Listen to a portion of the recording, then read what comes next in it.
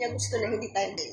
So, feeling ko lang, baka hinihintay ka lang ni God na i-surrender ko yung sarili ko sa akin. Na kausapin mo lang siya. Yun na, dahil mo sinabi ni Pastor Billy na doon sa bulag. Naniwala lang siya na gagaling siya. So parang yun din, maniwala ka lang na papagaling, like, mangyayari yun. Kumbaga, kami, nagpe-pray talaga kami na gumaling ka. Gusto kong malaman mo na masarap na buhay. Na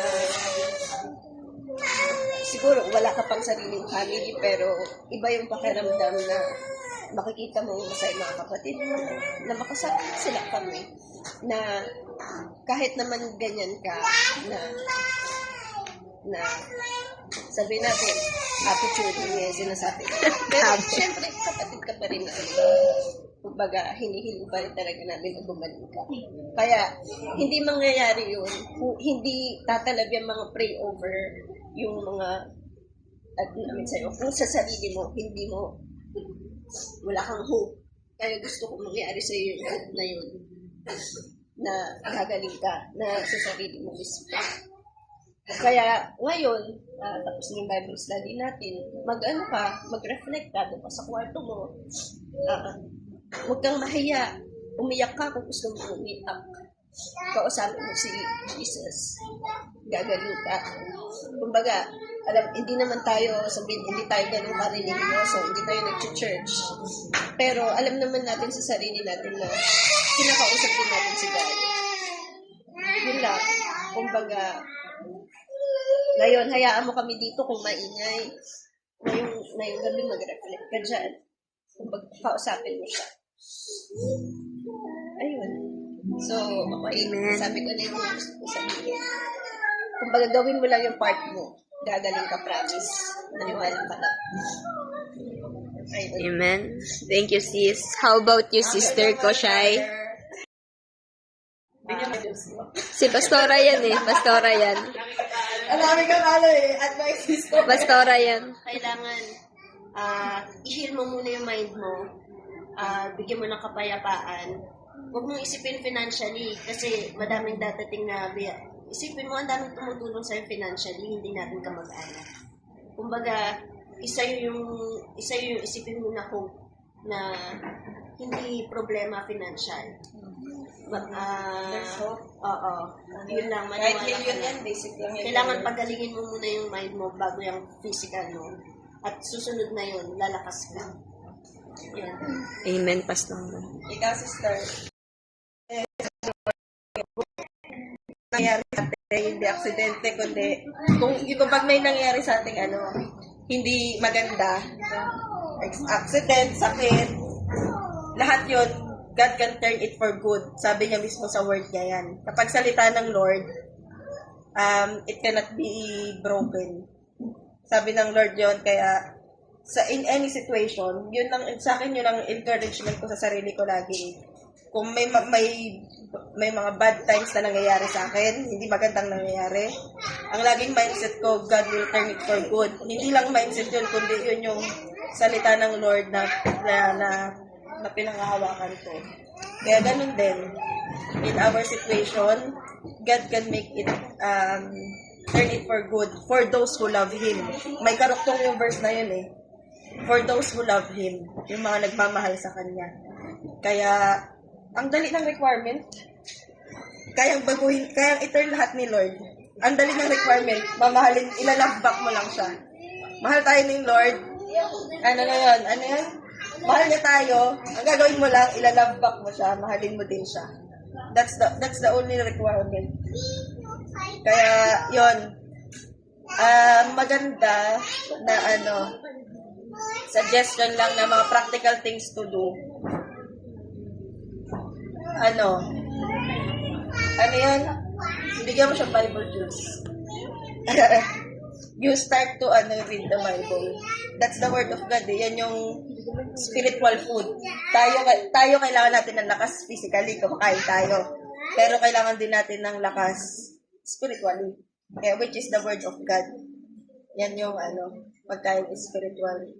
Kung meron man kaming mai-offer, may bibigay, wala eh. Walang cash eh. Wala. But sabi nga ni Peter yun eh, wala akong maibigay, pero meron ako si Lord. Yun ang may offer. Which is the best thing. Kaya, since usapang Lord na rin, ganun, walang ibang way. Si Pastor Philip magaling magsalita, si Pastor Rocky magaling magsalita. Walang ibang naging dahilan doon kundi sa Word of God. Kaya, ang very source ay si God and His Word, the Bible. Ay, yun ang magandang gawin for the times na sa mga times na yun, medyo kung maluwag naman yung schedule. Wala ka namang schedule ng work. Ayan. I suggest to read the Bible. I-guide ka ni Jules ng book. Pwedeng Book of John. John chapter 1. Try mo dyan. Sa New Testament. Try mo. Ikaw din, te. Mag-read ka ng Bible. May Bible ka dyan, eh. Try nyo, John chapter 1. Tapos gawin na lang ulit natin dito sa Wednesday. Para continuous din. Kasi yung malawak ang word ng Lord, hindi lang salvation. At marami pa. Kaya it's continuous tayo dito. Hindi lang to journey ni Bads. Journey natin to individually. Kahit kami nagjo-journey pa rin. Kasi eternity ang pinag-uusapan. Eternal hell or eternal life. Pero ang goal natin, eternal life kasama ni Lord. Kaya let's journey together. Read your Bible, tapos pagpatuloy lang natin. Yun. Kung kaya nga, makapag-church din eh. Yun. Pero so far yun. Yung hindi lang katawan mo. Pero,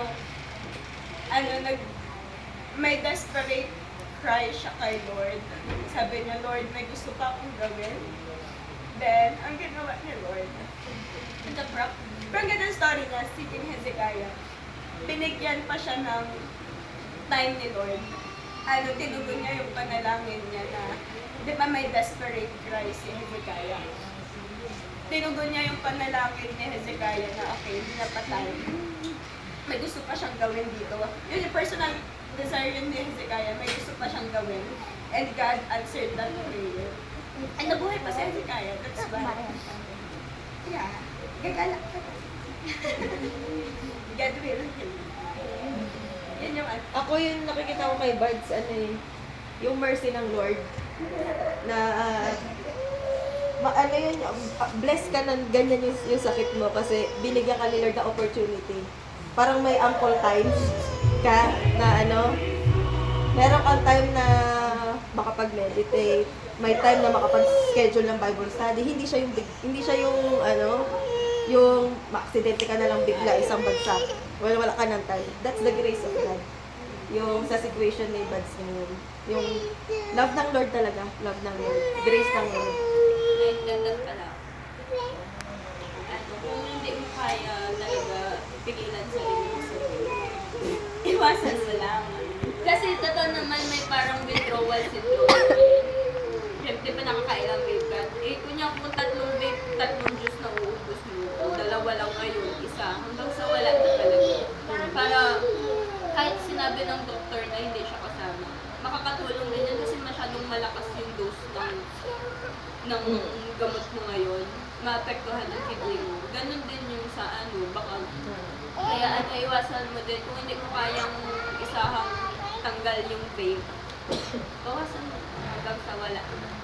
Yan lang.